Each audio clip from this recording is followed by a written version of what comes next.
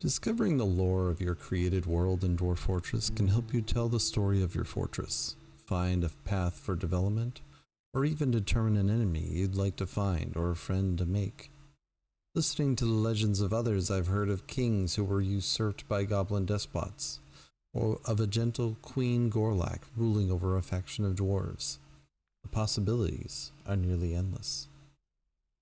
The exploration into legends of your world can be seemingly endless and can be daunting at first. So let me see if I can help guide you on your journey. This is Telenartho, and here's where we are going to dig deeper. You've just created a world rich with history. You want to do something a little different this time and find a faction that you can get behind. Maybe bring back one from the brink of disaster. Maybe help turn the tides against the goblin horde, or even tame some hydras for protection or dinner. Maybe you don't have a plan at all, but you're looking for one. Legends is where we turn to for those answers. Where do we begin? Originally, I planned to delve directly into legends, but that's not actually how I usually start. Instead, after creating a world, I'll dip into Fortress to take a closer look at the map.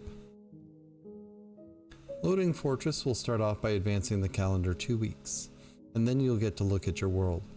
Hopefully, during the world generation, you already took a look around to make sure you're happy with the land masses and the relative geography, so I'm going to assume you've already done that homework. This look at the map, however, is to look at our civilizations and see the regions we might be interested in learning more about. Might be good to have a notepad, virtual or otherwise, open, to be ready to take notes.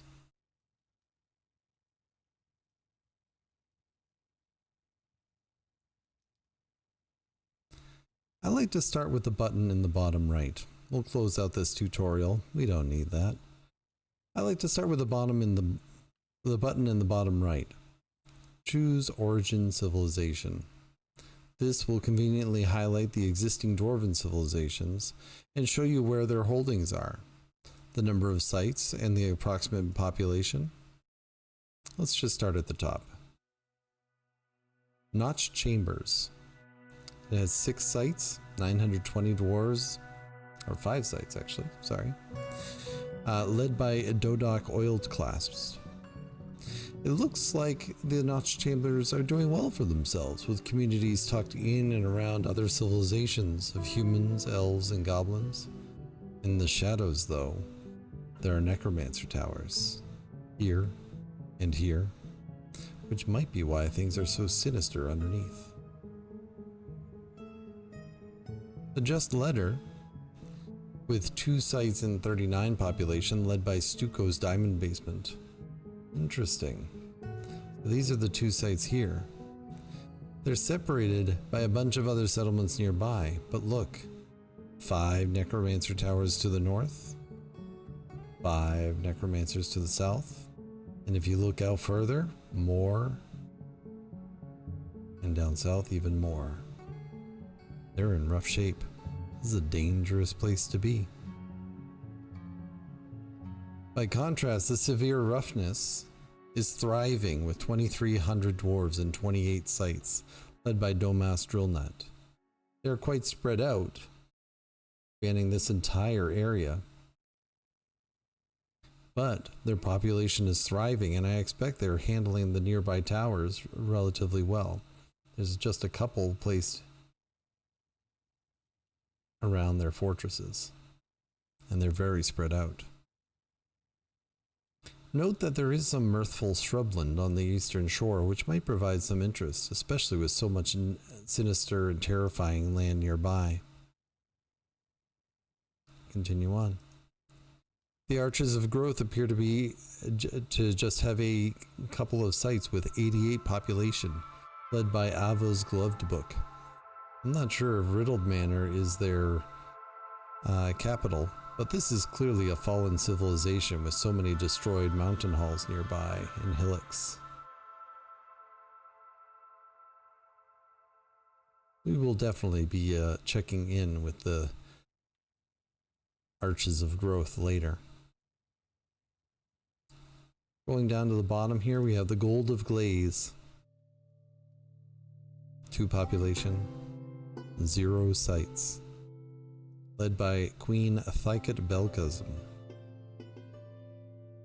Funnily enough, when I was going through this before, a different queen was leading their faction, so I wonder what has happened to the previous queen that I had already written down. Anyhow, Windwells appears to be their only settlement, not that it's actually theirs. It's a dwarven fort, so we'll note that. But again, look at how many necromancers are to their east and south. There's 15 of them. Goblin pits that are down here, they've all been taken by humans. However, this civilization down here is actually elvish. If you look, when you highlight an area in between, it indicates that it's an elven civ, not a human one, even though it is mostly humans. Let's take a look at reclaim sites. What about former settlements? Quick look down here. I don't think we're going to find anything for the Gold of Glaze in here. But as you can see, there's quite a few.